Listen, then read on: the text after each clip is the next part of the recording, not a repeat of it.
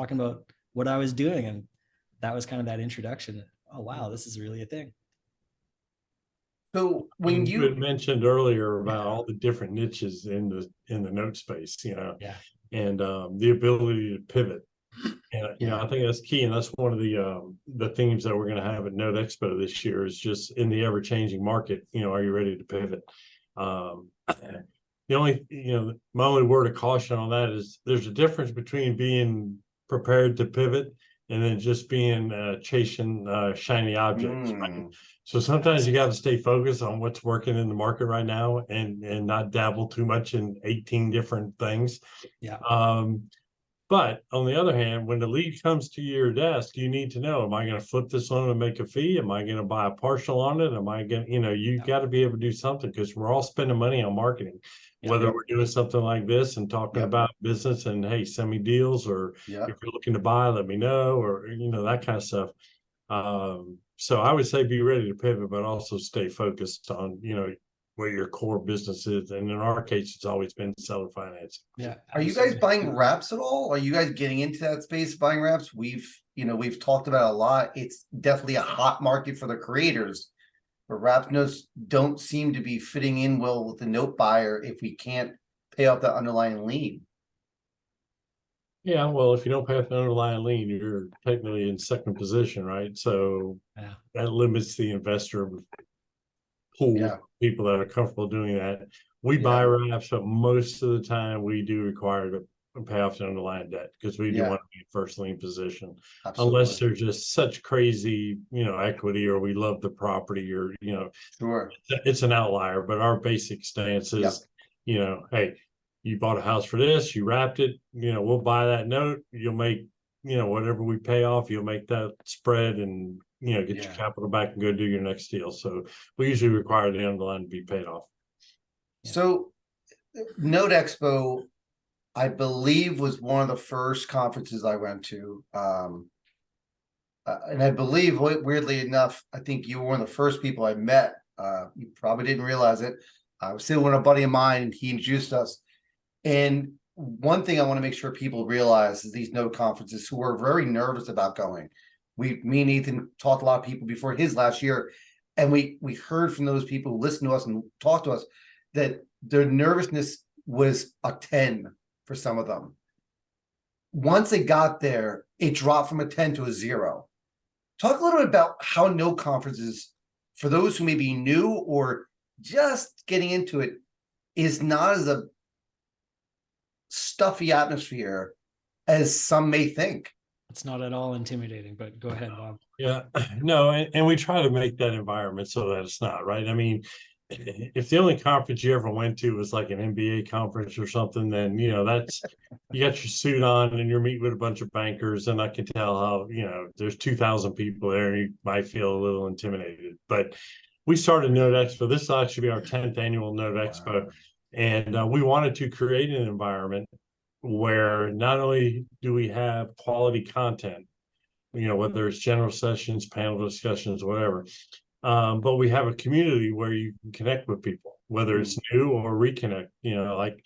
I may only get to see you guys a couple of times a year, and it's usually at a conference, right? Yep. I mean, I used to see Nathan all the time at an IMN conference, and then when he took over DME, I was at DME, and he's been to Note Expo, and but honestly, I don't make my way to Western Canada very often, so I don't get to see him, and so it's always a way to connect and reconnect. And also, to that point, we have about 25 to 30 exhibitors, so you get to see all the vendors that you deal with, right? And if you're new to the business, it gives you an opportunity to vet them in person. You can meet with different loan servicers, see what's a fit, different IRA companies, different BPO agents, whatever. So just that, and we've grown over the years. I think it's a solid product. When people come there, to your point, Dave, it's not like they feel like, oh my God, what have I got myself into? It's like, if you want to sit there and listen to everybody on stage all the time, you can do that. If you want to work your way through the exhibit hall all day and have meetings out in the lobby and just connect with folks, you can do that too. So it's a pretty good environment, and I would not say it's intimidating at all, and I hope nobody feels that way. Could you give us a little snapshot of what some of the topics, so the people who are looking or curious about going, maybe in tune for, or some things they can expect? Yeah, I mean, it's stuff we've been talking about. We've got some creative finance presentations. We've got some topics on wraps. We've actually got some panels on distressed debt, raising capital, how to use self-directed IRA funds, in all those spaces. Yep. Do you buy an NPL in your self-directed IRA? There's people say absolutely not. There's people that say yes, you can if you do it correctly and you know what you're doing and things like that. So we've got some topics on that. And we also talk a lot, really just about the mindset of, we're all entrepreneurs in this note space, right? You get up, whether you go to an office like we have or whether you work out of your house, sometimes, you're dealing with people you've never met, whether it's a seller, whether it's your loan servicer, and you got to have that right mindset because it can get frustrating. And, so sometimes we use it as a reset button, it's your pep rally once a year, come to the Note Expo and kind of get rejuvenated. And so we do a little bit of the, get out of your head and start, pull the trigger on some deals. Some people want to do deals and all they really do is window shop, right? They look at deals, but they haven't bought one yet. And they just need to get over that fear of, Sure. that first step. Yeah, absolutely. So we have, I'm not sure if Nathan saw it. Steve Thomas made a comment that if you're in the note business and you haven't been to a Note Expo, then you're not in the note business. Well said. Appreciate that, Steve. Yeah, so it's great to hear this stuff, and we collaborate all the time, right? Most people say, well, aren't you competing? We all are, right? But at the same time, we're all learning from each other. This space is different from most real estate, where the collaboration is really, really important and very, very helpful. So, let's back up here. I put it in the chat here too. Note Expo is the 3rd and 4th of next month, and it's in Dallas, right? Yeah. It's at a conference. It's in a hotel set up, and the exhibitors are outside, the conference inside, and they have speakers for 2 full days. So I would encourage you, if you're local to it, you have no excuse not to be there. And if you are a little bit a distance, I was bringing up this morning that it looks like I will be attending this year. So I'm looking forward to making sure you guys all get there. Nathan's flying in from Canada to go there, and it's about the networking. Right. This is what the space is all about, is networking, finding how we can help each other and collaborate. As Bob said before, if a deal doesn't fit you, but you have a collaboration partner that does fit them, you pass it on to them, they're going to pass you a deal back. So you make sure you can network for that availability. You have all these tools in your toolbox available. If there's a secret sauce to this business, so at number one, you have to get educated. And whether that's through Note School or somewhere else, but make sure you know what you're doing, because this is not real estate. It's only related. That's all. Yes. So make sure you get some education. Next, though, the real secret sauce to this business is conferences. Yep. I started going in 2009. That was my first, and I go to several conferences a year. I'll go to 3 or 4 or 5, whatever is out there, mine or somebody else's, because it's so important to network. It is so important to talk to your vendors and just have that face-to-face conversation. Let them take you out for dinner, and have real conversations about nothing to do with business and also to do with business. And you do all kinds of stuff with people that you have met and have, become friends with. And then when you get to the stage like me that have been around forever, as Nathan said at the top, then you're fortunate enough to do business. I'm at a point now, honestly, I only do business with people I like to do business with. Yeah. Life's too short. I have a life's too short bucket. It's either, the person I'm dealing with or a deal when it comes across. Oh yeah, you might be able to make some money on it, but is it really worth all the hassle to do it? I just pass on it. Mm-hmm. But Dave, to your point about competitors, I always look at everybody as a counterparty as opposed to a competitor, because like you said, I'm going to have something and it may not fit what I do. But if I can pass it along to somebody, or, a lot of people, I'm only comfortable because they came from a real estate background, investing in my neck of the woods, so to speak. Sure.